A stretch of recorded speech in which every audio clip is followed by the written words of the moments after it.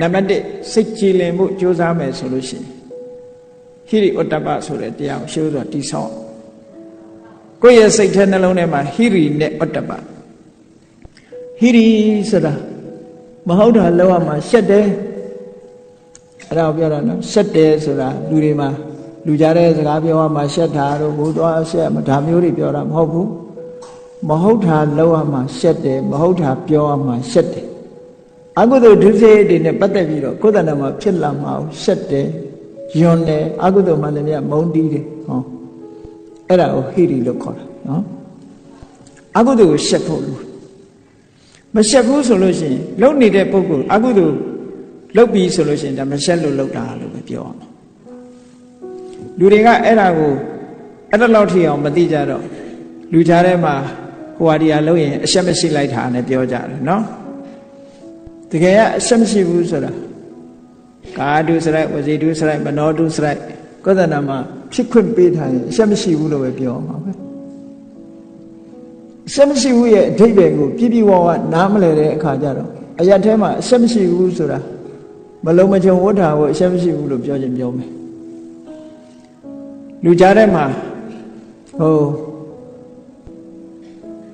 လမ်းပေါ်မှာထွက်ပြီးတော့ရံဖြစ်ရဲတာတို့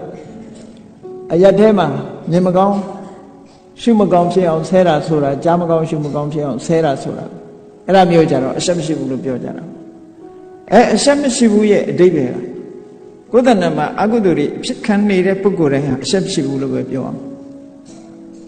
ဘာကိုမရှက်တာတော့ဆိုအကုသိုလ်မရှက်တာလေအခုကလူတော့ရှက်ချင်ရှက်မှာပေါ့အကုသိုလ်မရှက်တာအဲ့တော့လူရှက်တာကတစ်မျိုးအကုသိုလ်ရှက်တာကတစ်မျိုးအဲ့ဒီနှစ်ခုကိုယ်ပြပြသိဖို့လိုတယ်အကုသိုလ်ကိုရှက်ဖို့လိုတယ်အကုသိုလ်ကိုရှက်တာကိုဆက်ဆုပ်တာကိုဟိရိလို့ခေါ်တယ်ဩတ္တပဆိုတာကြတော့အကုသိုလ်နဲ့ပတ်သက်ပြီးတော့လန့်နေကြောက်တယ်လန့်နေကြောက်တယ်ဆိုတာအကုသိုလ်မိမိတဏ္ဍာမှာဖြစ်လာမှာကြောက်တယ်အကုသိုလ်မိမိတဏ္ဍာမှာဖြစ်ပေါ်လာလို့ရှိရင်ခံရမယ့်အကျိုးဆက်တွေကိုလည်းကြောက်တယ်ဟောအဲ့ဒါကိုစာပေကျမ်းဂန်တွေမှာထင်ရှားဥပမာတစ်ခုပြောထားတယ်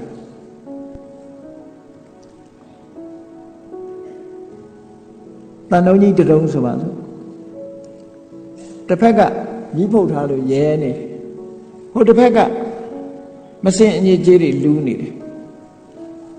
မစင်အညစ်အကြေးတွေလူးတဲ့ဘက်ကိုလည်းမကင်ဘူးဘာဖြစ်လို့တော့ယွန်လို့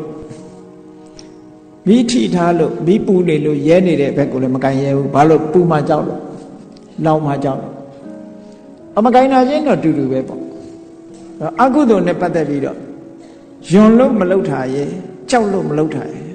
မလှုပ်ထားခြင်းတူတူပဲဟုတ်ကဲ့လားရည်ချက်ကယွန်လို့မလှုပ်ထားတာတစ်ခုကြောက်လို့မလှုပ်ထားတာတစ်ခုအဲ့ဒီနှစ်ခုကိုမိမိရဲ့နှလုံးသားထဲမှာရှင်းဆိုတာတိဆောက်ရမယ်တဲ့လောကမှာရှိတဲ့ကိုချင်းသီလတွေဟာဟိရိဩတ္တပမရှိဘဲနဲ့ကိုချင်းသီလတွေဟာမပြည့်စုံနိုင်ဒါကြောင့်မို့လို့သီလတွေရဲ့အနိကဆုံးအကြောင်းတရားဆိုတာဟိရိဩတ္တပပဋ္ဌာနာနဲ့ဟိရိဩတ္တပဟာသီလရဲ့အနိကအကြောင်းတရားလို့ဆိုလို့အကုသိုလ်လုံးဝမရှက်တော့ဘူးအကုသိုလ်ကိုမကြောက်တော့ဘူးဆိုလို့ရှိရင်ဘယ်လိုမှသီလမလုံဘူးအဲ့ပုဂ္ဂိုလ်ဟာနော်သီလမလုံဘူးဟိရိဩတ္တပဖြစ်လာပြီဆိုလို့ရှိရင်သီလလုံးလာတယ်သီလရှိလာတဲ့သီလဟာလည်းခိုင်မြဲလာဒါကြောင့်မလို့ရှေးဥစွာကိုယ်တဏ္ဍာမှာအခြေခံအားဖြင့်စိတ်ကိုဖြူစင်ဖို့ရအတွက်ဟိရိဩတ္တပကိုအရင်တိဆောက်ပါလို့ပြောတာအဲ့တုတ္တဟိရိဩတ္တပမှာအရင်မတိဆောက်ဖဲနဲ့တရားတွေသွားအထုတ်အထုတ်အောင်မဟုတ်အထုတ်ရပါတယ်ကောင်းတယ်အခြေခံမပါဘဲနဲ့သွားလှုပ်လာလို့ရှိရင်ပြန်လာတဲ့အခါမှာအရက်ထဲမှာဒုံရင်မဖြစ်နေတတ်တယ်ဒုံရင်ဖြစ်ရုံမကဘူး